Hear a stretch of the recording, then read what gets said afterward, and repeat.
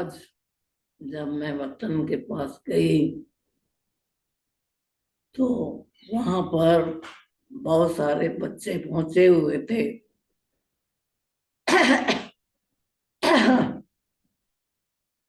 बाबा ने कहा, ये सब बच्चे मेरे भुजाएं हैं।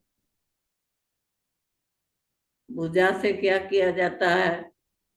भुजाएं जो होती है वो हमेशा सहयोग देती है। कोई भी काम करना है तो हाथ से ही करेंगे ना। तो बाबा ने कहा, ये मेरी जो भी है, ये जो मेरे बच्चे हैं, ये मेरी भुजाएं हैं, सहयोगी हैं, स्नेही हैं और सहयोगी हैं, परंतु है सब नंबरवार। तो बाबा ने सुनाया कि तुम बच्चे जानते हो कि हम कौन से नंबर में हैं। पहले में है, दूसरे में है, तीसरे में है। तो बाबा ने कहा, जितना पुरुषार्थ करते हैं वो नंबर लेते हुए। उसके बाद मैंने बाबा को भोग स्वीकार कराया। जिनकी तरफ से विशेष भोग लेके गई थी उनका विशेष याद प्यार दिया। बाबा ने स्वीकार किया। फिर बाबा ने सुनाया कि भुजाएं जो होती है उसका पता कैसे चलता है कि राइट है या लेफ्ट है। तो बाबा ने सुनाया, जब तुमको कोई भी संकल्प आता है, उस संकल्प को जब तुम कर्म में लाते हो, प्रैक्टिकल करते हो, तो पता चलता है। तो बाबा ने सुनाया कि जो पहले नंबर की भुजा है वो स्नेह की निशानी है और सहयोग की निशानी है।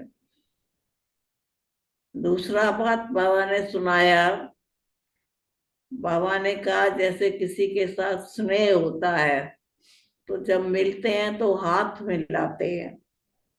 हाथ मिलाने का मतलब, और गले भी लगाते हैं। तो बाबा ने कहा ये है, ये भी स्नेह की निशानी है। तीसरा बाबा ने कहा कि राइट हैंड और लेफ्ट हैंड में फर्क क्या होता है। जो राइट हैंड है, बाबा ने कहा उसे हमेशा शुभ कार्य किया जाता है। कोई भी अच्छा काम करना है, पूजा करनी है, पाठ करना है, दान करना है, कुछ भी करना है तो सीधे हाथ से करते हैं। तो बाबा ने कहा ये राइट हैंड जो है ये शुभ निशानी है। और चौथा जो हाथ है, बाबा ने कहा उसे क्या करते हैं, बाबा ने कहा मिलन भी मनाते हैं। तो तुम बच्चों का मिलन किससे है? तुम्हारा मिलन है बाप के साथ। तो बाप के साथ तुम्हारा मिलन, जो संकल्प बाप का वो तुम्हारा, जो बोल बाप का वो तुम्हारा, जो कर्म बाप का वो तुम्हारा, इसको कहते हैं मिलन। और आपस में जो है संस्कारों का मिलन।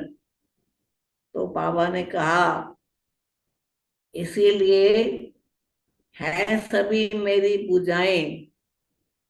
भुजा से क्या किया जाता है? काम किया जाता है ना।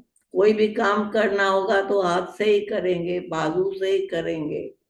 तो कहा कि तुम बच्चे जो अपना तन मन धन कितना बाप के कार्य में लगाते हो, कितने सहयोगी हो। कहीं तो बाबा ने कहा अधूरे हैं। आधा समय, आधा तन मन धन का जो सारा कार्य है वो बाबा ने कहा देह और देह के संबंधों में लगाते हैं। अपने शरीर पर भी कितना धन लगाते हो, मन लगाते हो, धन लगाते हो। तो बाबा ने कहा कि बाप के कार्य में कितने तन मन धन को लगाते हो, उसे पता चलता है तुम्हारा बाप से कितना स्नेह है।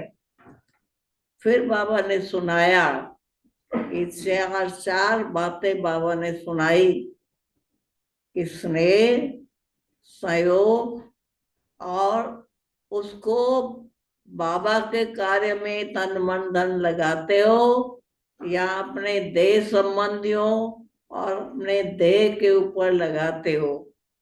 का देश देह जो है तुम्हारी, इसमें भी तुम्हारा तन मन धन लगता है, देह संबंधियों में भी लगता है। तो कहा देह संबंधियों से तो फिर भी हट जाए, परंतु तुम देह पर भी अपना तन मन धन को लगाते हो। तो जितना जितना बाप के कार्य में लगाओगे, जो जितना लगाएगा उसकी प्राप्ति उतनी होगी। पूरा लगाएंगे तो पूरी प्राप्ति है, अधूरा लगाएंगे तो अधूरी प्राप्ति है। फिर बाबा ने सुनाया, सभी बच्चे करते तो हैं परंतु नंबरवार करते हैं।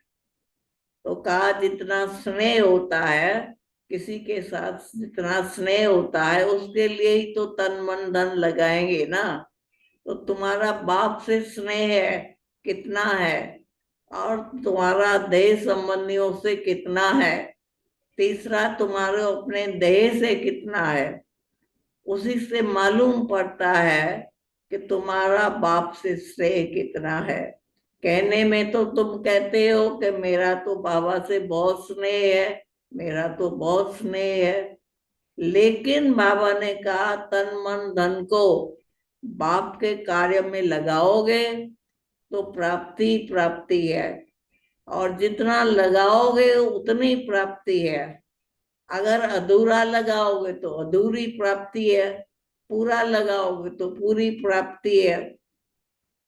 फिर बाबा ने दिखाया, बाबा ने कहा कि देखो बच्चे भी वैरायटी है।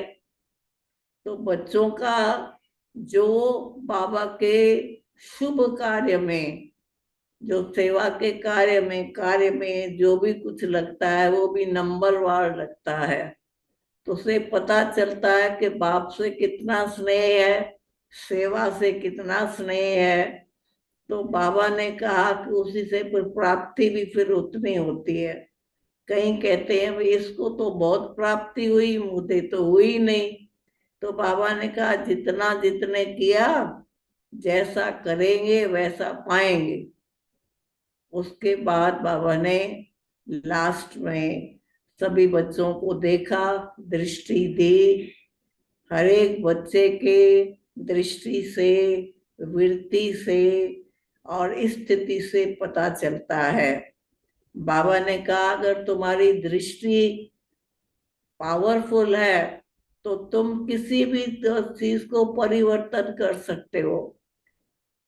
अगर तुम्हारी वृत्ति पावरफुल है तो वायुमंडल को परिवर्तन कर सकते हो। अगर तुम्हारी स्मृति पावरफुल है तो तुम समर्थ बन सकते हो। तो तुम्हारी दृष्टि, वृत्ति और स्मृति कितनी पावरफुल है, उससे परिवर्तन होता है।